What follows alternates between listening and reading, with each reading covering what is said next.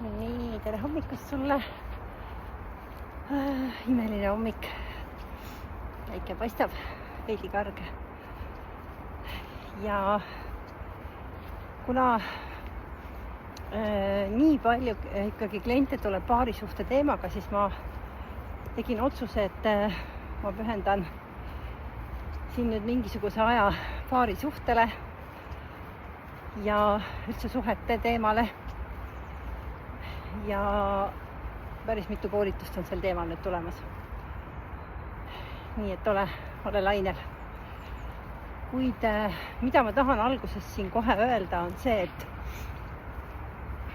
nii kaua kui mina iseenda süsteemi ei tunne, nii kaua on mul ebaselge ka see paarisuhe. See on esimene samm, et õppida ennast tundma ja aru saama sellest, missugune on minu reaktsioonide süsteem, milline on minu vajaduste süsteem, mis on minu need puudused ja mida ma suudan pakkuda. Nii et kui ma seda endale selgeks ei tee, nii kaua seal paari suhtes on ka arusaamatused. Nii et kõigepealt number 1, õpi tundma iseennast. Õpi tundma enda reaktsioonimustreid, ma ütleks. Mida rohkem sa ennast tunned, seda rohkem sa saad aru, mis sind käivitab, mis sind närvi ajab, millega sa toime ei tule. Nii et see on alus, ma ütleks, esimene samm. Ja teine samm on see, et õpi tundma oma partnerit.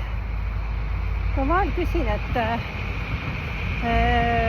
nende inimeste käest, kes me ütlevad, et mis on sinu partneri jaoks olulised asjad, siis väga tihti me ei tea seda, mis on olulised asjad, mis on tema jaoks olulised. Me ei tea isegi seda, mis on meile endile olulised asjad, siis seda vähem veel muidugi, mis on teisele. Ja iga suhte alguses on, mina nimetan seda roosade prillide aeg, kus me näeme partnerit läbi roosade prillide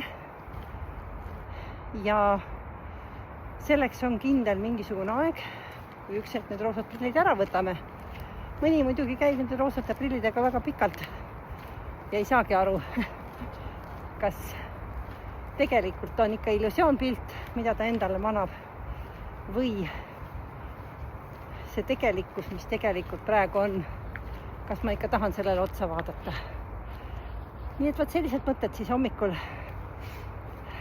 Õpi ennast tundma, õpi partnerit tundma ja õpi aru saama, mis on illusioonpilt. Edu sulle!